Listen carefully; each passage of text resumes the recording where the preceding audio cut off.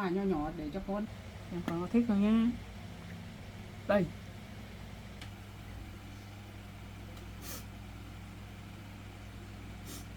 Mẹ con cũng nhiều quá. Con khóc nhé con nhá. Bà ơi, xem được không bà ơi? Đẹp lắm cháu ạ. Con trâu của cháu đẹp lắm nha. Vâng. To này cơ. Ôi giời ơi.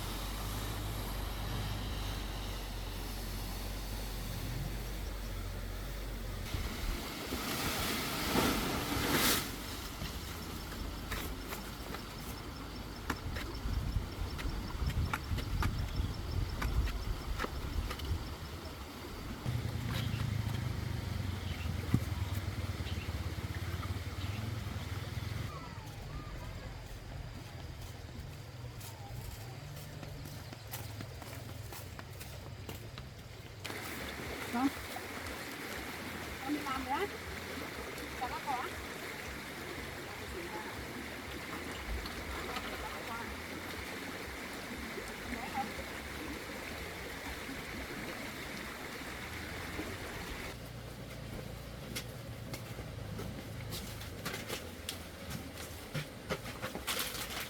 Bảo với em bé ngủ được không?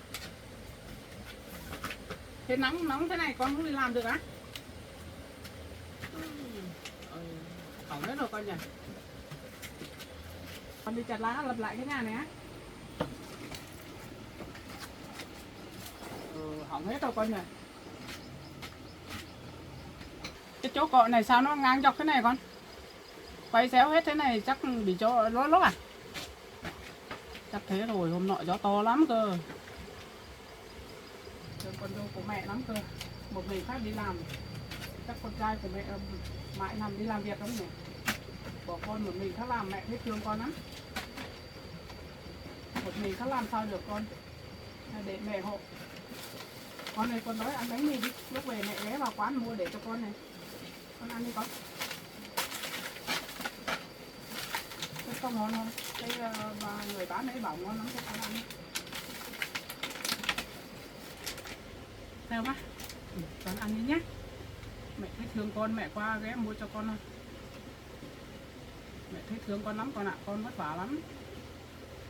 Vất vả mà mẹ thì ở xa, muốn về hộ con, đi theo con làm bạn để làm việc ấy. Cũng ở xa nữa. Mà một mình mẹ nữa. Thông cảm cho mẹ thôi, mẹ thương con lắm. Con ăn đi, ăn để có sức. Con cứ ăn nhiều vào con ạ. Con gầy quá rồi.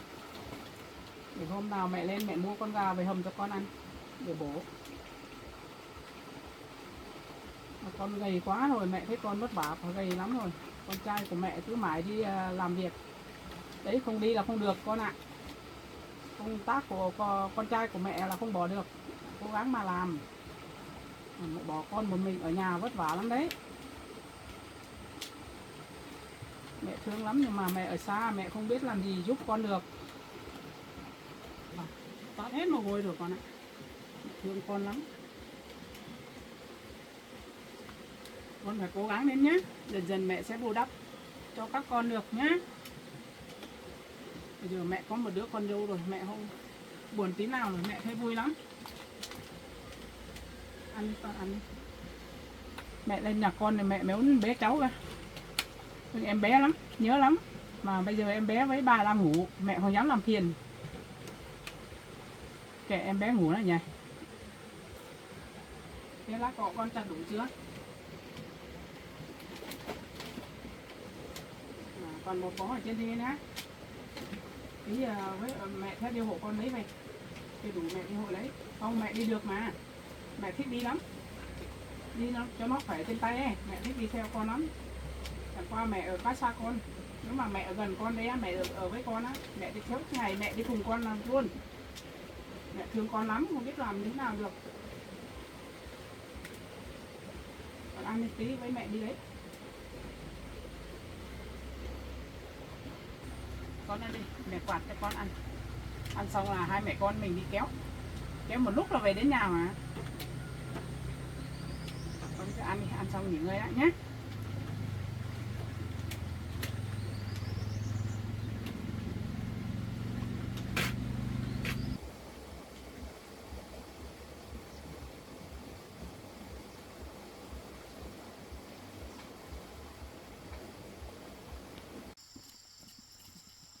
Con có tự đi chặt xá này á?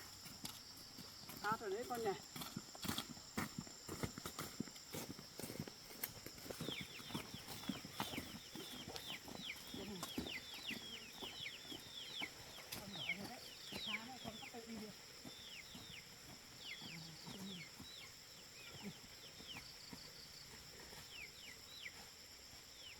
Lá con đi á. Con đi xa thế con. Ở rừng một mình, mẹ thương thật đấy. Mỗi cái này con.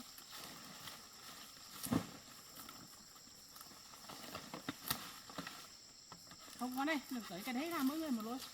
Cho nó nhẹ. Để mẹ cầm cái này thôi á.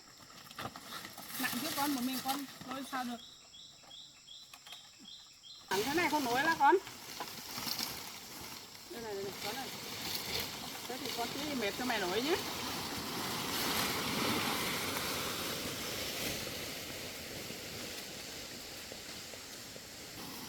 Con đây chắc nặng lắm, đừng thật buộc đó.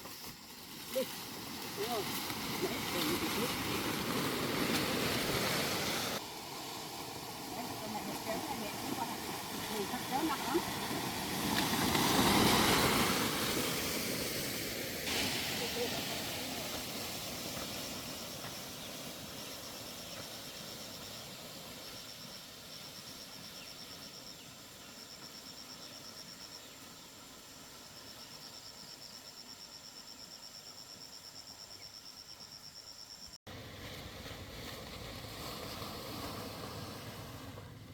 Rồi ra đi con ạ.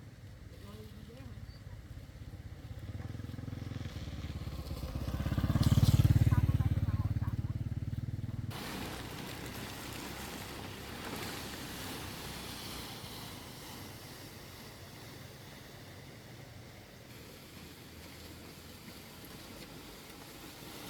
Nhanh tí con ạ, nắng lắm rồi.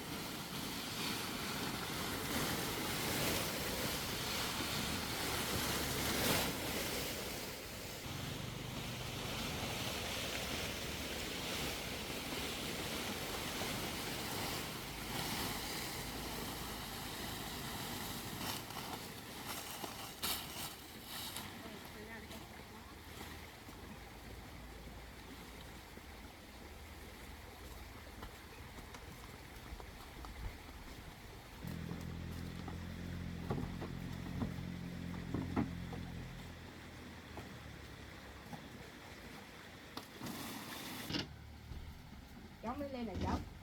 Cháu chào bà. Vâng. Cháu lên từ lúc rồi bà. Cháu lên nhà chơi. Vâng, lúc cháu về bà với em bé đang ngủ. Vâng. Vâng. Con ơi, ở tay không lên nhà đi. Để có một món quà bất ngờ cho con đấy. Nhé, cháu lên thay quần áo nhé.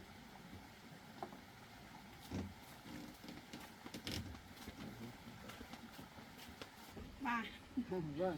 Cháu lên đây cháu. một hai hôm cháu không được lên với bà, cháu nhớ bà quá. Vâng. Bà cũng nhớ cháu không? Cảm ơn cháu luôn. Ở nhà đi cháu. Trời nóng quá bà. Vâng. Cháu ở nhà không ở được. Sợ con dâu của cháu với con trai bà ấy ốm ấy. Vâng. Cháu phải lên xem. Sợ cả em bé nó ốm. Nóng quá, cháu cởi cái áo rồi bà. Vâng. Em bé chưa dậy à bà? Bé chưa dậy đâu. Bé ngủ ngon lắm. Con đi thay quần áo đi con ạ. Tắm đi. Con đi tắm đi nhé. Đi làm về bữa này tắm đi.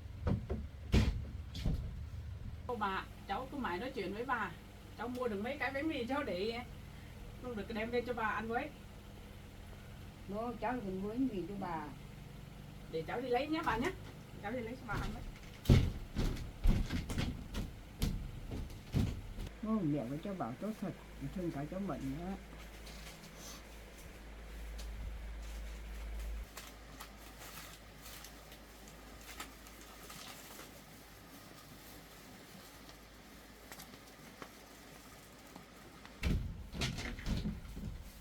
Bà ơi, cháu mua cái bánh mì cho bà với. Con cháu này, bà bóc ăn đi bà. Mà cháu mua nhiều thế. Ít mà bà, để cho bà ăn dần. Đây là con dâu của cháu ăn dần này. Bà ăn bà. Vâng. Không ăn. Bà bóc ăn đi bà. Bóc ăn đi bà. Bà ăn đi bà. Cái thịt ấy thôi bà ơi. Cái thịt ngược đấy bà. Để làm cho bà cảm động thế. Không sao đâu bà. Bà ăn đi, ăn cho nó khỏe bà. Bánh mì thôi, không có gì. Không sao đâu bà.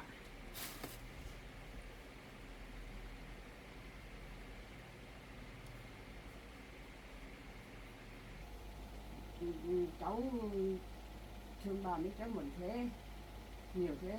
Bà cảm động quá. Từ trước bây giờ chỉ có mấy cháu bệnh với cháu bảo là thương bà. Không có gì đâu bà. Bà đừng nghĩ gì nữa bà, đừng khóc nữa bà. Cháu tốt quá, cháu không giống bố của cháu bảo. bố cái cháu bảo đi làm mà nợ nần nhiều nên quấy nhiễu cháu bảo.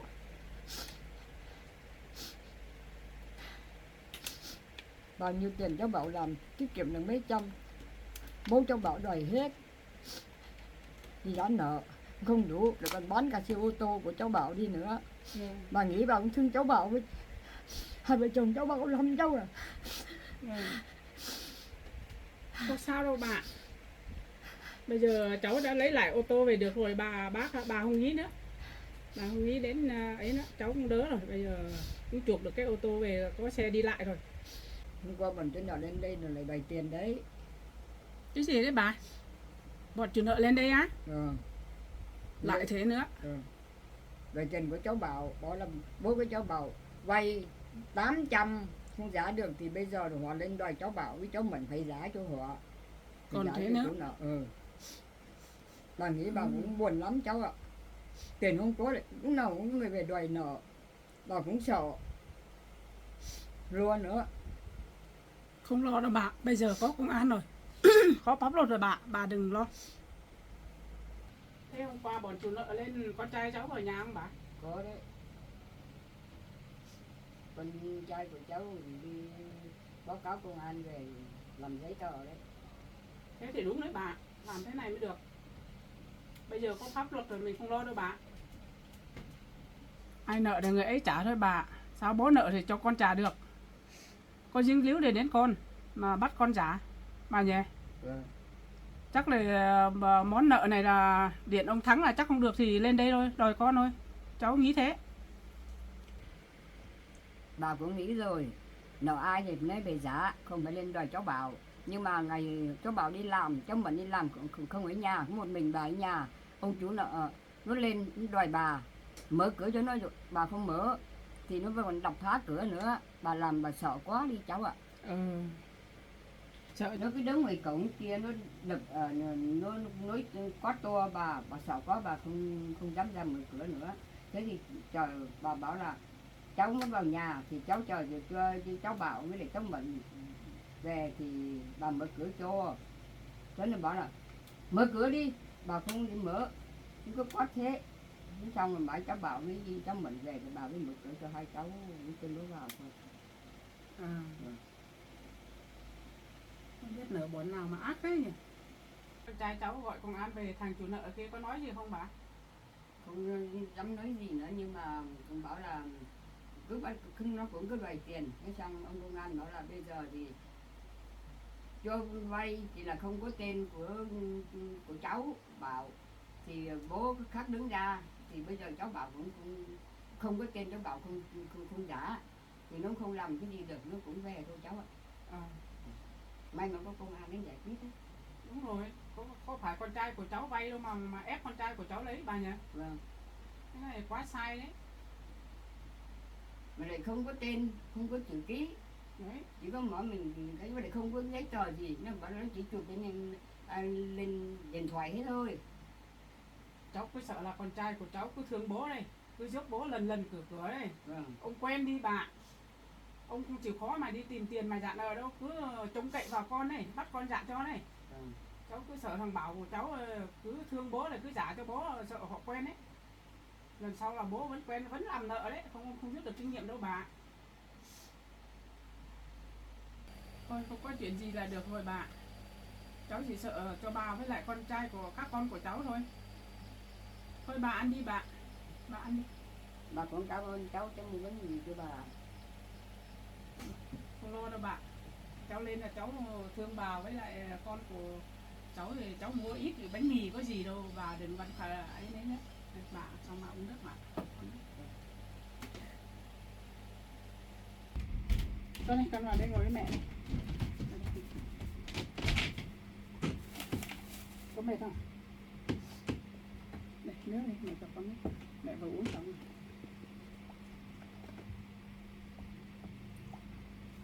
Con uống đi con. Con dâu của mẹ chăm chỉ rồi đấy. Vất vả con ạ. Làm suốt ngày không có giờ nghỉ ngơi.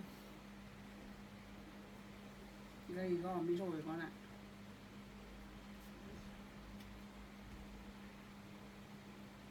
cháu mệnh chân chị lắm cháu ạ. Sớm mai sớm là đi làm rồi, nấu mỡ nồi cháo cho bà này để tôi nhà cho cháu ăn này, cháu là đi làm đến trưa nó mới về.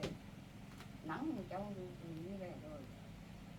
Làm đủ việc gì cháu cũng làm. Con ơi, mẹ đã bảo con rồi, làm việc gì là làm vừa vừa thôi con ạ. Phải có giờ giấc nghỉ, có giờ giấc cho em bé ăn cơm ăn cháo nhé con nhé, phải chăm sóc con nhé. Không đừng bỏ mối cho bà, không được như mình đâu con ạ. Bà già rồi bà không chăm con được như mình đâu. Mà cho con ăn uống xong mình hãy đi làm nhé con nhé. Mẹ thì không được ở gần giúp con, nếu mẹ ở gần thì không phải nói rồi, mẹ sẽ giúp con hết cỡ đâu. Con dâu của mẹ thương lắm bà, cháu thương con dâu của cháu lắm. Bà cũng mừng cho mình được một mẹ chồng thật là tuyệt vời. Không biết làm sao đấy bà. Từ ngày đầu tiên cháu gặp cháu Mận thì gặp con dâu của cháu thì cháu đã cảm giác thấy có lòng thương con rồi. Không biết sao quý con rồi, nhìn thấy thương lắm, có tình cảm với con lắm, không biết thế nào đấy. Bây giờ trở nên con dâu của cháu càng thương nhiều hơn bà. Đằng qua ở đây được nhờ bà ở cùng con dâu của cháu để chăm sóc hộ con dâu của cháu, chăm sóc con này, để con dâu của cháu đỡ đần một tí. Cháu rất cảm ơn bà được ở đây giúp con trai của cháu với lại con dâu của cháu để chăm em bé cho chúng nó đi làm bà. Cháu rất cảm ơn bà con nhé. Những lời mẹ dặn con nghe mẹ nhé. Làm cái gì thì làm phải có giờ nghỉ, ăn uống đầy đủ vào con nhé, không phải cố đâu. Cả bà nữa nhé. Nếu bà muốn ăn gì hay bà ốm đau bà cứ bảo các cháu với bà nhé, để các cháu để biết. Còn bà không bảo các cháu không biết đâu bà. Muốn ăn gì cứ bảo các cháu mua cho bà nhé. Bà đừng nghĩ gì nữa bà. Cứ ở với con trai của cháu thế này là được rồi bà. Là vui rồi. Cháu tin chắc rằng con trai của cháu cũng tốt với bà thôi. Với cả con dâu của cháu thôi. Nó cũng hiền thôi. Cháu ạ, cháu bảo với cháu Mận con thương bà lắm. Nhưng mà bây giờ bà có tuổi rồi, nhưng mà bà cũng giữ gìn sức khỏe của bà, cũng không làm ảnh hưởng cái gì đến bản thân của bà đâu. Bà mà ốm đau nữa thì khổ cháu Mận với cháu Bảo lần nữa đấy. Nhiều nhưng mà bà cũng phải biết thân của bà bị giữ gìn sức khỏe của bà thôi. Cái gì mà bà không làm được bà cũng bảo cháu Mận với cháu Bảo là bà già rồi yếu rồi bà không làm được cái này cái kia thì cháu Mận với cháu Bảo không nói cái gì đến bà đâu. Vâng. Còn xem cháu thì cháu cũng nghịch quá thì bà cũng không quát tháo cái gì nói đâu, vì nó bé quá nghịch bà cũng không dám nói cái gì nói nhiều. Nó ngủ bà cũng xem tốt cho cháu thôi, hai vợ chồng đi làm. Rồi lứa này nó đang nghịch đấy bà. Vâng. Bà cố ăn vào chứ bà mới khỏe được. Cháu cháu thấy bà ăn yếu lắm. Bà các cái này bà không ăn được, cháu mua cho bà là bà cảm ơn cháu rồi, nhưng mà cháu thông cảm cho bà nhé. Vâng, không sao bà không chê đâu. Vâng. Nhưng mà các cái này bà không ăn được. Vâng. Không sao đâu bà. Vâng, cháu thông cảm cho bà. Vâng, không sao.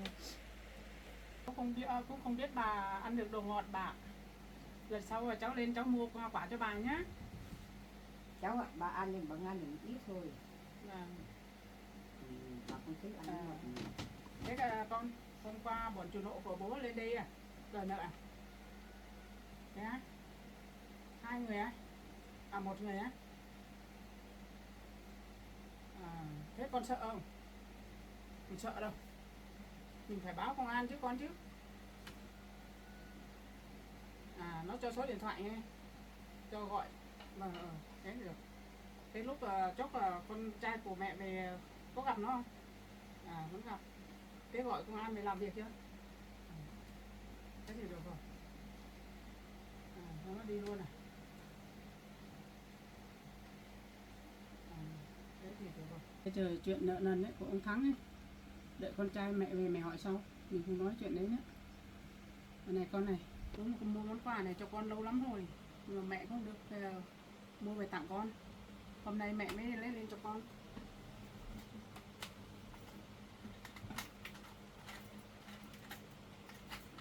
Cái áo mẹ đây cuốn thế này đó con ạ. Lộn xộn thế này đó.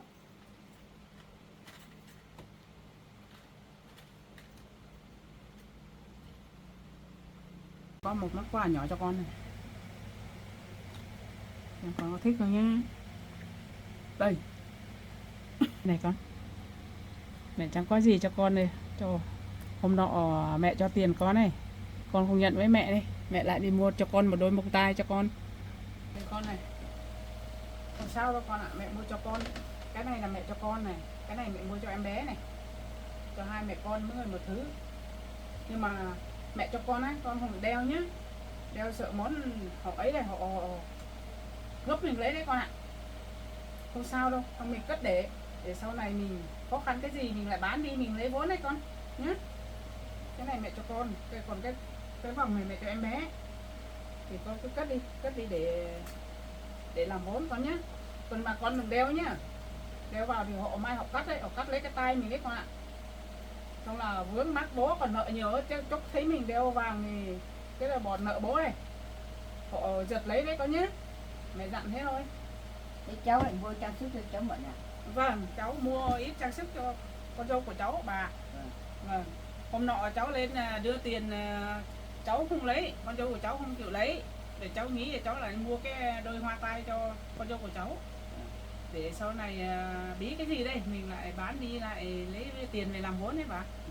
Vâng, có ít thôi chẳng có nhiều. Cái này mẹ cho là mẹ cho, mẹ làm quà cho con này mẹ cho, con cầm lấy cho mẹ đi, không sao. Cái này là tấm lòng của mẹ, mẹ thương con dâu và thương con trai của mẹ, con cứ nhận cho mẹ đi, chẳng có gì đâu, một chút thôi con ạ. Con cứ nhận cho mẹ đi, mẹ thương các con, mẹ không, từ trước mẹ không được làm cái gì bù đắp cho các con, bây giờ con là con dâu của mẹ rồi, con cứ nhận cho mẹ. Là mẹ gửi bằng cho con mà cho cả con trai của mẹ, không phải mỗi mình cho con, cho cả hai con nhận cho mẹ đi. Không, cái này sau này mẹ già, mẹ các con không bỏ mẹ nghĩ thế, các con vẫn chăm sóc mẹ, đến lúc mẹ về già mẹ không làm gì được, cũng là vất vả đến các con thôi. Mẹ tin chắc rằng các con sẽ không bỏ mẹ đâu, không như bố con đâu. Con cầm cho mẹ, là cái này là tấm lòng của mẹ cho con và cho con trai của mẹ. Con nhận cho mẹ đi, nếu con không nhận mẹ buồn lắm con ạ, con không khóc nữa. Mẹ thương con mà, mẹ thương con với con trai của mẹ, mẹ cho con nhận đi. Cái này là tấm lòng của mẹ cho con mà con trai của mẹ, bây giờ là con dâu của mẹ rồi nhé con nhé. Con nhận cho mẹ đi, để cho mẹ vui, nếu mà con không nhận mẹ buồn lắm đấy con ạ. Con nhận đi.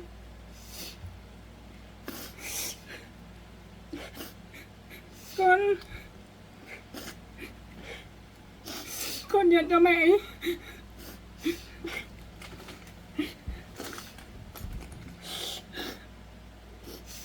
Mẹ thấy con khổ nhiều với con trai của mẹ, lúc nào bố cũng hành hạ con với là con trai của mẹ. Mẹ thương, mẹ không biết làm gì được, mẹ cũng chẳng giàu sang gì đâu mà mẹ nghĩ thương các con quá, mẹ mua một ít để chúng con làm vốn rồi mà con nhận cho mẹ nhé.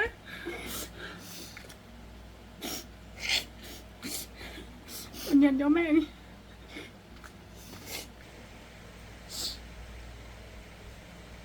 Bà cũng thương cho số phận của cháu tốt rồi. May mà gặp được người mẹ chồng tốt như thế, là con dâu hiếu thảo, bố mẹ hiền lành. Từ nay chỉ đi mẹ chồng cho con cứ nhận đi, cháu cứ nhận đi. Đấy, bà nói đúng đấy con ạ. Sau này con còn làm đến cái lưu niệm của mẹ cả đời người đấy cháu ạ. Mẹ không có nhiều đâu con ạ, mẹ chỉ có một tí món quà nhỏ nhỏ tặng con thôi, để mong con với con trai của mẹ sống hạnh phúc sau này là được rồi, thì mẹ vui rồi con ạ. Mẹ cũng khổ rồi, mẹ không phải sung sướng gì, trước mẹ cũng khổ lắm con ạ. Bà cháu cũng chẳng giàu có gì đâu, chẳng qua cháu có ít tiền tiết kiệm để tích trữ đây, thì cháu thương con dâu của cháu với con trai của cháu, lúc nào bố không lên quấy nhiễu này, cái này cái nọ, cháu nghĩ không được, cháu phải làm thế này cho con trai của cháu với con dâu của cháu đỡ đần được tí nào hay tí đấy bà. Bà cũng cảm ơn cháu, bà có tấm lòng hiếu thảo giúp đỡ cháu mình, những nhận cháu mình đó, cái này là bà cảm ơn cháu lắm rồi. Vâng. không ai cưới cháu mình bằng cháu. Này chồng cái này là bà con dâu hiếu thảo rồi. Bây giờ bà phải thương cháu nhiều nữa nhé. Ngày cháu lên đi thăm cháu. Vâng. Cháu quý lắm bà, quý con dâu của cháu lắm. Tuy rằng con dâu của cháu không nói được, nhưng mà tình cảm của con dâu cháu tốt lắm bà. Bà cũng ở với cháu được lâu dài này, bà cũng thương cháu Mạnh với cháu Bảo lắm. Vâng.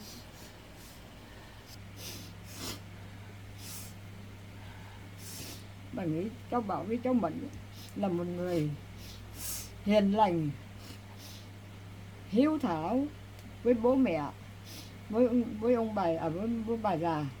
Bà không có hai cháu Mạnh với cháu Bảo đây thì bà không có nơi ở với cháu ạ. Đã kêu mang bà về đây ở được một thời gian đây rồi. Hai cháu thương bà lắm. Vâng. Thôi bà không nghĩ gì nữa bà cứ ở với con trai của cháu với con dâu của cháu giúp đỡ trông em bé là được rồi bà không phải lo gì đâu nhé bà nhé.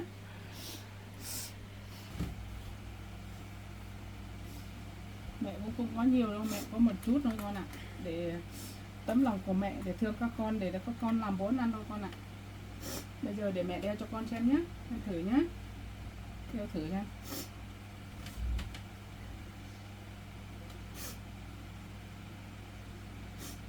Mẹ còn không nhìn thấy không con. Về già đôi mắt cũng kém bà. Đấy, đẹp lắm con ạ. Hôm nào đó mẹ nói với con trai của mẹ sẽ tổ chức một đám cưới nho nhỏ cho hai con. Mẹ không làm được to, mẹ sẽ làm một đám cưới nho nhỏ thôi, để cho hai con thành vợ chồng, cho xã hội họ khỏi nói đây. Rồi còn có mẹ nữa cơ mà, bố không nên bố thì còn có mẹ. Tuy rằng mẹ không được sống với các con nhưng mà mẹ vẫn thương các con nhé con nhé. Con không khóc nữa. Đấy, bên này nó còn ạ.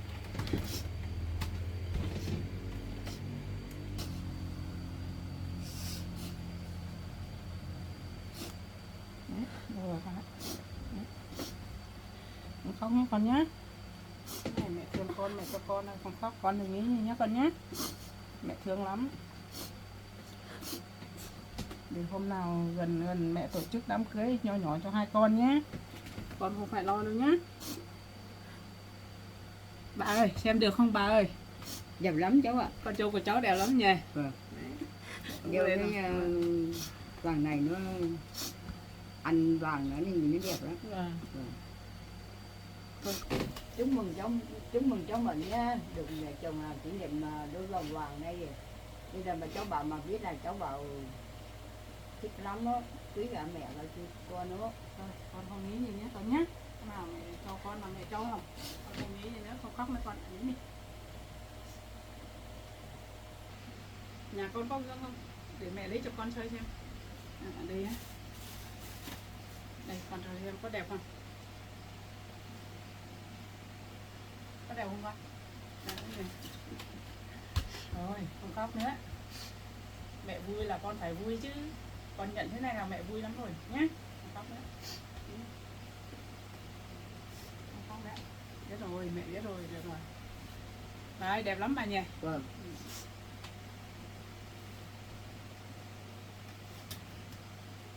Mẹ đeo thử cho con xem thôi. Bây giờ mình cất vào để nhà con nhỉ. Khi nào con trai của mẹ về thì con để hai con cất giữ để nhé.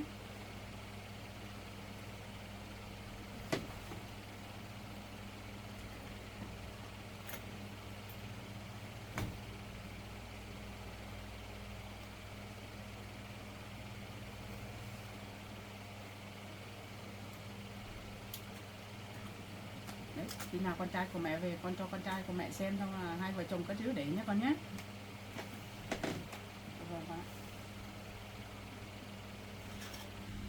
Con lấy đi cất đi nhé, cất cẩn thận vào, sợ người ta về người ta trộm ấy, mà đi đâu con cũng nhớ khóa cửa vào nhé con nhé, khóa cửa cẩn thận vào. Con đi cất vào chỗ ngủ đi, con đi cất vào chỗ ngủ đi. Hôm nay cháu mừng lắm bà. Cháu cứ mong là con trai của cháu sau này hạnh phúc, và bà mạnh khỏe thì cháu vui rồi bà. Bà cũng chẳng biết nói gì hơn. Hôm nay cháu lên đây lại quà rồi các thứ cho cháu mình, bà cũng cảm ơn cháu lắm. Cháu mình cũng là con người nghèo này, chăm chỉ làm ăn, nhưng mà làm được đồng nào thì cũng dùng hết đồng đấy cho cháu ạ. Không tích nghĩ được bao nhiêu tiền đâu. Phơi nắng phơi mưa chịu thương chịu nắng. Bà nghĩ cháu, bà cũng thương cháu mình nhiều á. Mẹ kế còn không thương tí nào. Bây giờ được mẹ chồng thương thế này là bà cảm ơn cháu lắm. Mong sao cho dâu hiền hiếu thảo đối với mẹ chồng. Bà cũng cảm ơn lắm. Vâng, cháu cảm ơn bà. Không sao đâu, cháu tin chắc rằng các con dâu của cháu cũng hiếu thảo thôi bà. Vâng, từ đầu cháu gặp cháu biết rồi. Bà, còn cháu thì không sao đâu bà. Cháu không làm khó cho các con đâu. Cháu chỉ mong là các con sau này hiếu thảo với mẹ là được rồi. Cháu chỉ mong thế thôi bà. Con này con cất ký chưa? Thế hai mẹ con mình đi xé lá cọ để lập lại cái nhà con nhỉ? Cháu với bà xem. Thế bà ở nhà cho nghe bé nhé. Vâng. Đi, hai mẹ con đi.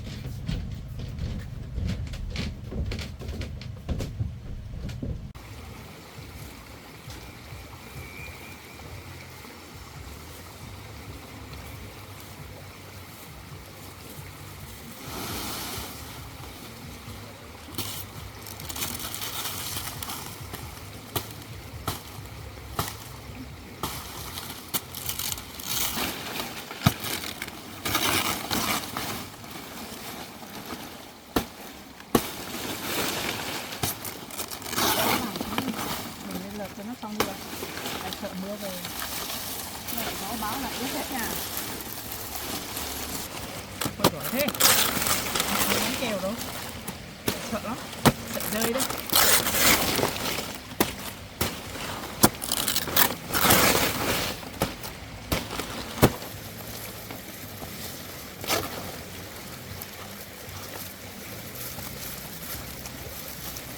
Lâu lâu mẹ được lên với con mà vợ con là cái gì nữa. Ở nhà một mình mẹ cũng thấy buồn.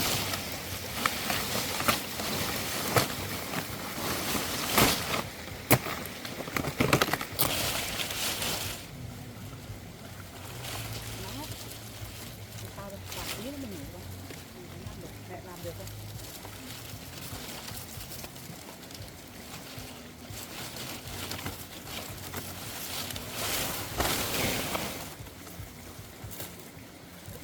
Con ra nhiều lắm mà. Mẹ kia có mồ hôi con đã ướt hết mặt rồi. Đấy mẹ có mồ hôi đâu, con này ướt hết rồi.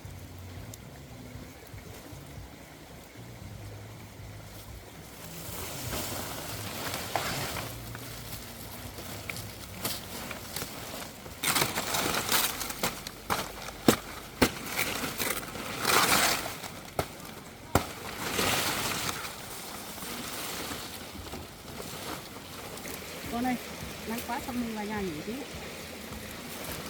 Đằng nào cũng xong rồi con ạ.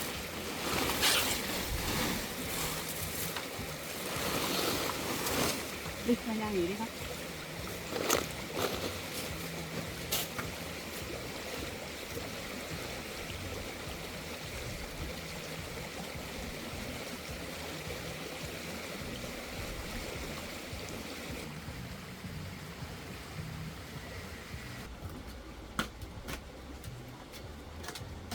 Con này uống nước này. Hôm nay con trai của mẹ đi làm về chắc thích uống nước màu hay sao. Hôm nay để được uống nước đỏ hay thật.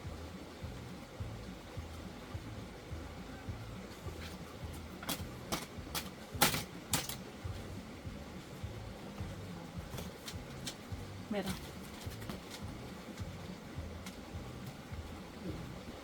Chỉ làm xong về lập cho nó xong như vậy. Mưa xuống lại ướt hết nhà cửa. Trời nắng thế này chắc có mưa đấy con ạ. Nóng thế này. Ở đây nhà con gió có trúng luồng không con? Có mạnh không? Sợ lắm nè.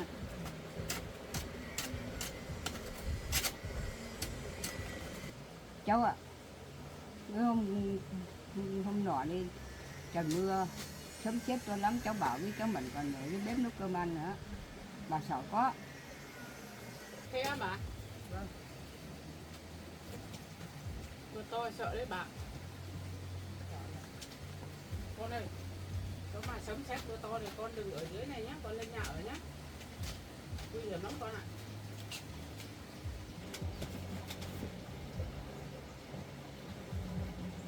Con sợ á? Con trai mẹ sợ á? Từ trước rồi con ạ. Từ bé rồi nó sợ sấm sét lắm, sợ mưa gió to lắm.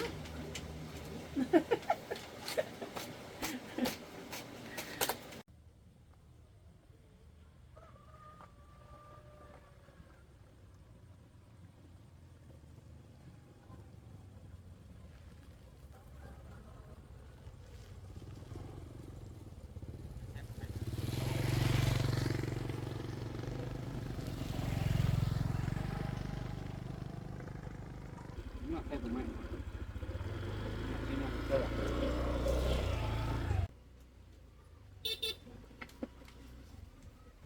Tặng mẹ. Con đi làm về con. Dạ vâng.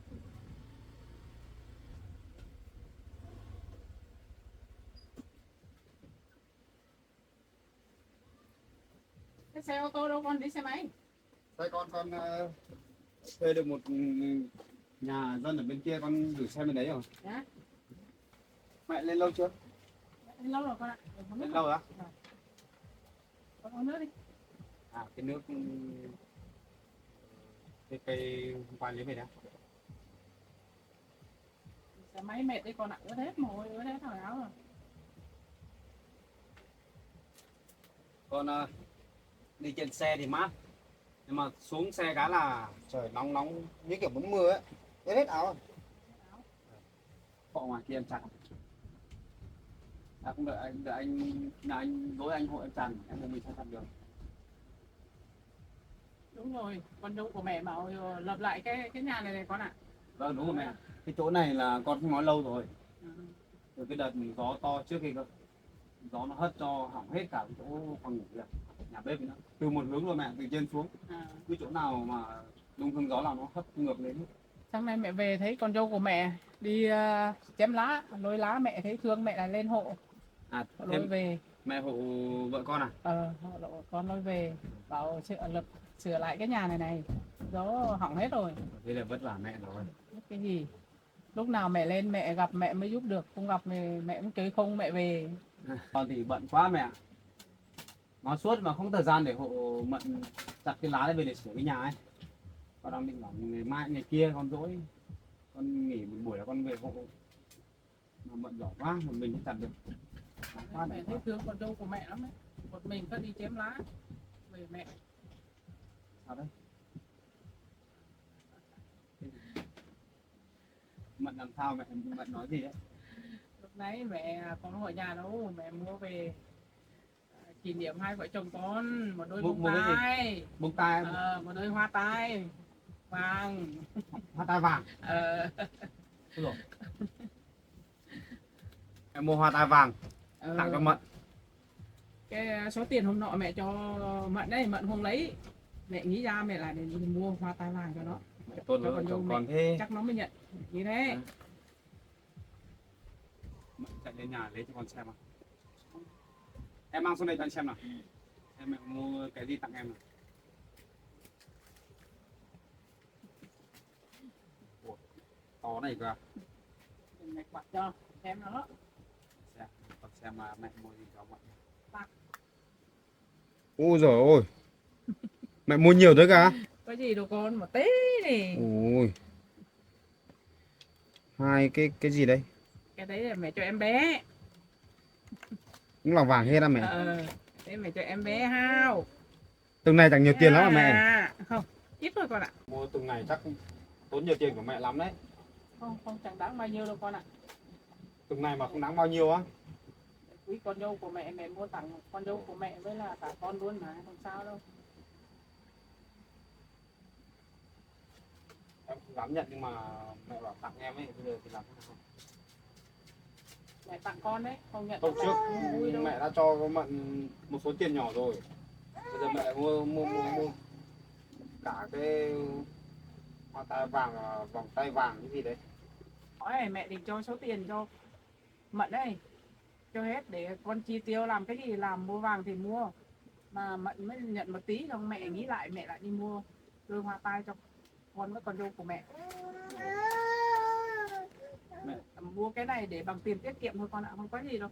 Mẹ không cho bằng tiền mặt, mẹ cho con bằng cái tiền mẹ này cái này đã đâu. tốt với vợ chồng con thế rồi, bây giờ mẹ mua cả vàng nữa về cho Mận nữa thì Không sao đâu con ạ. con lấy gì để đơn cho mẹ đây? Không sao đâu. Sau này các con khác đền được cho mẹ. Sau này ấy, mẹ không quên đâu. Mẹ đúng là tuyệt vời thật. Từ trước mẹ có được chăm nom con đâu, bỏ cho bố mẹ, bây giờ mẹ nghĩ lại mẹ thấy thương con, mẹ chẳng có gì.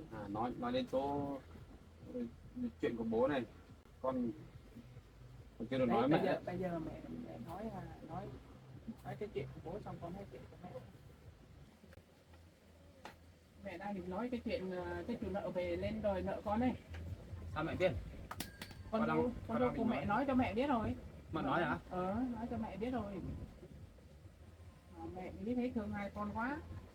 Sao bố cứ làm cho hai con thế này mẹ thấy buồn được đấy. Hôm qua hôm kia tự dưng có một anh ở đâu về bảo là tìm con. Đấy. Đến hỏi Mận là phải là con dâu của ông Thắng không? Xong là tìm bảo con nữa, con đang đi làm. Thế về sau con có thấy ông này không? Thì hôm trước thì đến nhà thấy Mận bảo và con cũng xem camera rồi thì thấy anh đấy về đến đây là đòi tiền, hỏi chỗ con với vợ con rồi bảo là ngày mai ông lên lấy tiền. Anh chủ nợ kia nói bảo là mai lên lấy tiền, thế là đi về rồi.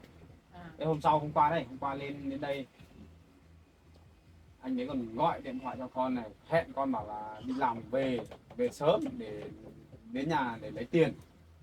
Đấy, xong là con nếu như mà nhà con mà có một mình ấy thì con sẽ không về đâu, nhưng mà anh này đến tận nhà mình rồi, con lo sợ là tí nữa anh này có làm gì hại đến Mận với con với bà ấy, con lo quá, con phải hứa với ông đấy là con về nhà thì nói chuyện một lúc thì anh kia cứ đòi lấy tiền, để sau rồi con gọi công an vào làm việc thôi.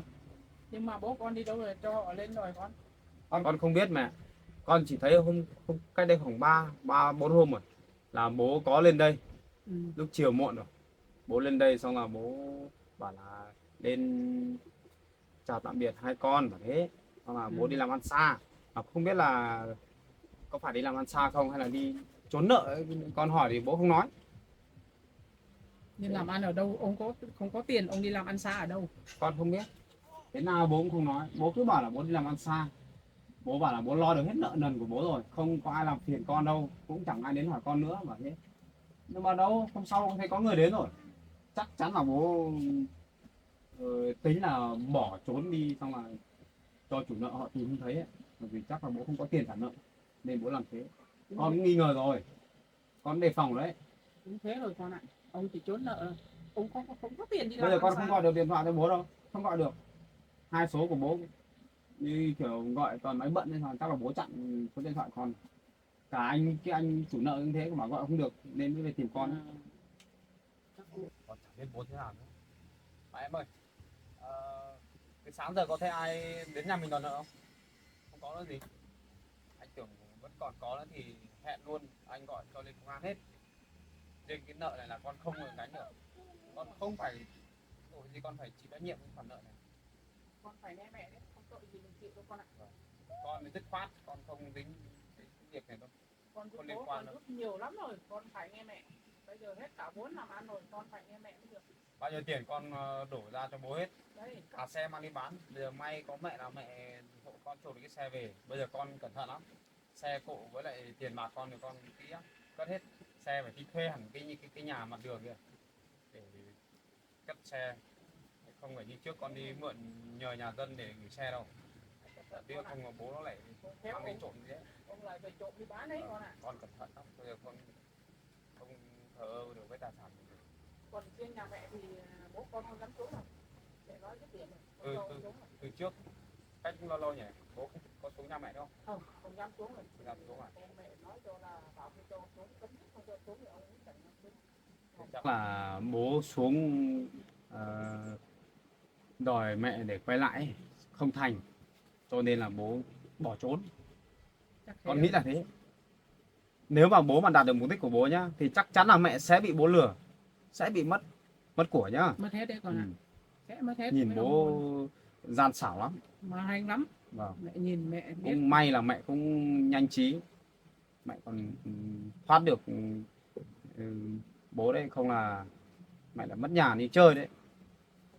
May mẹ còn thoát được nhanh ấy con ạ. Vâng. Tội với ông đấy.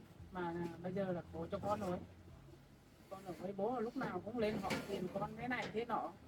Xong còn dối con bảo hết nợ nần rồi. Cái gì bố tự lo, bố khắc lo được rồi, nhưng mà có tin ông đấy, lời nói ông có được đâu, có nghe được đâu. Con cũng không biết là năm nay thế nào. Bố thời gian này bố mất uy tín lắm, không như trước đâu. Trước đây bố làm ăn khấm khá, xong bố đi lại bố hỏi han mẹ kế con với con ấy, chú đáo lắm, không như bây giờ đâu. Bây giờ chẳng biết thế nào, xa cơ kiểu gì, bố làm ăn thất thoát thế nào. Con chịu bố rồi, không biết thế nào nữa. Làm ăn thua lỗ thì cũng chẳng nói gì với vợ con. Buồn với con thôi, không nói gì mẹ riêng bản thân mẹ là không nghĩ lo về bố rồi. Còn mẹ buồn với con lắm. Đã mà Dối con bảo đi làm ăn, bây giờ lại có chủ nợ lên đây mà đòi con nữa là không biết làm thế nào. về khoản chủ nợ thì cứ ai lên đây là con gọi công an vào. Đúng rồi, Rồi, cứ lấy công an vào cuộc thôi con ạ. bởi vì con không liên quan. Đúng rồi, con không liên quan, không tội gì mà giả cho ông được quen đi. Đã như mà bố cũng tốt như mẹ thì nhà mình cũng biết mấy. Giờ con cưới vợ về thì nhà mình hạnh phúc. Đấy. Sao sao mà bố lại làm như thế? Kể cả bố làm ăn thất bát đi, làm ăn không được, thua lỗ đi, thì ít ra thì cũng vẫn phải thương con thương vợ chứ. Đấy. Đằng này Con thương bố cháu. cứ làm như kiểu lưu manh như thế nọ thế kia đấy, như người đầu đường xó chợ vậy. Coi vợ con như kiểu người lạ ấy. Con chẳng hiểu nữa đâu. Giờ chắc không lên hồn ông này. Giờ cũng không gọi được, chả biết bố làm ở đâu hay là đi trốn ở đâu cũng không biết. Con không gọi được, ngày nào con gọi mà không gọi được là không được. Thôi con ạ, con nói chuyện của bố nữa. Vâng. Lấy mẹ về mẹ cũng tính là hộ con dâu của mẹ đấy, xé lá kia về lợp vào cái này, nhưng mà nắng quá không làm được con ạ. Để Thôi phải mẹ. là ngồi nghỉ. Mẹ hộ vợ con kéo được lá cọ đến đây là tốt rồi. Con cảm ơn mẹ nhiều rồi. Cái này thì cứ để mai con làm cũng được, hoặc là để mát mát mới làm, chứ nắng nắng này không làm đâu. Con phải lên hộ vợ con nhé. Vâng. Không bỏ vợ con khác làm được đâu con ạ. Mai con còn về đấy, con mà không về là tí nữa mẹ lại với vợ con trèo lên đấy thì nguy hiểm lắm. Tin mẹ gây bột xuống à. Không cho lên đấy cao lắm. Đúng rồi, cái này là đàn ông lên mới được con ạ. Vâng. Thì con bảo mận là để con làm sau thôi. Hỏng hết rồi, không sửa không được con ạ. Sửa sang cái nhà đi cho nó khỏi mưa này. Mẹ mua cái này cho mận đi. Có nhiều không mẹ? Không nhiều đâu ạ, không đáng kể đâu. Hay là mẹ chỉ tặng cho mận một cái vòng nhỏ nhỏ này được rồi, còn lại mẹ mang về cất giữ đi. Thôi, cái nào mẹ cho con là mẹ cho con mà, không phải cho mới mận, cho cả con đấy. Cho nhiều quá. Không nhiều đâu con ạ. Nếu mà vật kỷ niệm ví dụ mẹ tặng cho mận thì mẹ tặng một chiếc này được rồi. Con cứ cầm mà để, hai vợ chồng để sau này mình đúng ví cái gì không có vốn làm ăn hay không có gì đấy, để vận nó đi bán lấy tiền về để đi mua hàng mua đấy để bán lấy tiền đấy con. Để cho tiền này mận không lấy. Thế mẹ mua hết số vàng này tặng cho mận này chắc mẹ không còn tiền. Còn mẹ vẫn còn mà, mẹ vẫn để ít vài chục để mẹ lo bản thân mẹ mà, con không lo đâu. Lúc nào Thế thì không lo, lúc nào không có mẹ lại hỏi con có gì. Thế thì con cảm ơn mẹ nhé. Nào mà mẹ có việc gì cần giúp đỡ mẹ cứ gọi con. Con sẵn sàng giúp mẹ. Đấy, Vì mẹ con mình không như bố đâu. đấy, mẹ con mình lo gì con. Con trai của mẹ là nhất rồi mà, mẹ còn có ai nữa, chỉ trông cậy vào con thôi, bây giờ mẹ còn có ai nữa. Mẹ quá là tuyệt vời. Trời nóng quá, chắc không làm cái chỗ không chảy cái lá cọ cái nữa, không làm nữa, nóng quá. Giờ cũng sau đến giờ cơm trưa, giờ 11 giờ trưa. Mẹ ở lại đây với vợ chồng con cơm nhé. Làm con ăn được con nhỉ? Con đi nấu cơm. Em mệt rồi, em nghỉ đi nhé. Em đi chặt lá cọ mệt rồi, có đây để anh làm. Không biết mẹ đấy. Anh đi làm ở ngoài thì nó nhàn hơn nhiều. không phải như em ở nhà em đi chân tay nó mệt lắm nhá. Cái ngồi nghỉ ngơi nói chuyện với mẹ đi. Không nên nghĩ cứ làm thôi, gầy gòm đi Em hết không rồi làm con ít ạ. thôi, Đấy. làm nhiều quá ốm ra lại khổ anh. Đấy mẹ chưa? không bảo rồi làm phải có biết chờ nghỉ ngơi mới được con ạ. Anh Mẹ chỉ cũng thương nhận mình rồi. em thôi, có mỗi em thôi, với con thôi em phải khỏe mạnh chứ, đúng không? Ốm rồi anh lại thương. Thôi em ngồi nói chuyện với mẹ nhé. Con không đi làm rồi đấy, để ốm đấy, ai mà chăm sóc nhau được.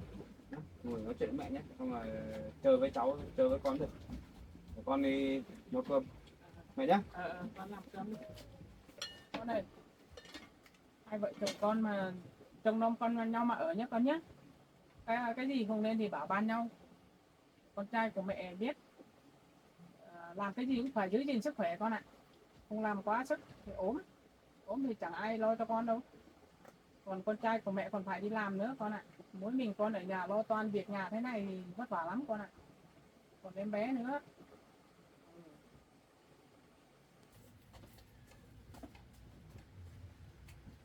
Con trai của mẹ chăm chỉ em lấy con ạ. Bây giờ hiếm tìm được con trai chăm chỉ thế này lắm con ạ. Mẹ cứ quá khen. Ngoài kia còn nhiều người tốt hơn con, chăm chỉ hơn con nhiều. Để nói thế cho con có động lực thôi mà. Ở dưới này mà nóng thì mẹ vớ mặt lên trên nhà trên để quạt đi. Con nấu một lúc là chín rồi mà. Mẹ chăm chỉ lắm. Lên với em bé đi con.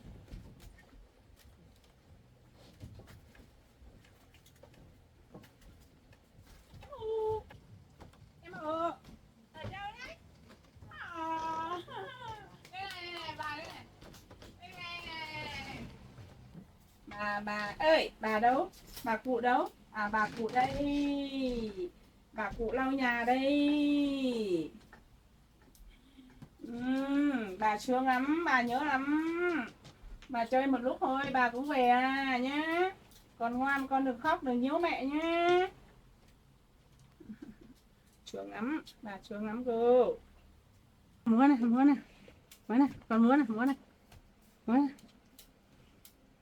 Con ngoan nhá. Hôm nào bà lên bà mua áo mới cho con nhá. Sau này lớn con học giỏi nhá. À cái kia, cái quạt á. Con múa này, múa này, múa này. Trời ơi. Đây này, rau cải này. Rau cải. Này, củ hành này. Con ve này, con xem con ve này. Con ve sầu này. Rồi, bố con mua nhiều đồ cho con chơi thế. Nhiều thế nhỉ.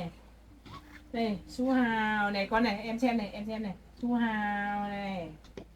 Bà ơi, em bé họ giỏi lắm bà. Nhiều đồ chơi quá nhỉ bố ấy nhỉ. Mua cho em nhiều thật nhỉ.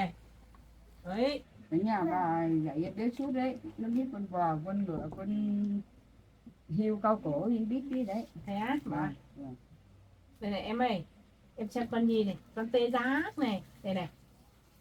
Ôi. À đúng rồi đấy, em học đấy. Chỉ thì tê giác. Đấy. Con dê kéo này. Con cào cào này con ơi, con cào cào này. Con cào cào. Cào cào đã gạo cho nhanh. Ngày nhuộm áo đũa áo xanh cho cào. Con voi này, con ơi, con voi này.